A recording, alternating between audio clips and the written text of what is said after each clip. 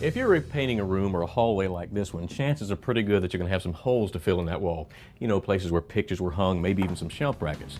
Now, most everyone would agree that spackling is a good material to fill those holes. But how is where it usually breaks down.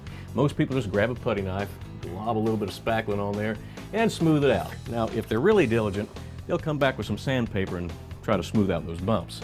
The problem is that many walls have some texture to them, and between that glob of spackle and the sanding, you end up creating this flat spot right in the middle of all that texture.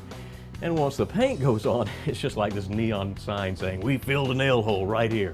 So instead, while the spackle is still wet, take a damp sponge and just gently wipe off the excess spackle. All right? Now, try not to leave a depression because that's also going to be a dead giveaway. Now, for gaps where two surfaces meet like this, you're going to want to use caulk, preferably a siliconized latex. And it should clearly say on the label, paintable. Now, if it doesn't, don't use it. You'll also have to remove the excess caulk, so keep that wet sponge handy. I like to carry a bucket of water with me to keep the sponge clean and damp. Now, if you like to tape off your trim, be sure that this stuff is dry before you apply this, or you'll have an even bigger mess.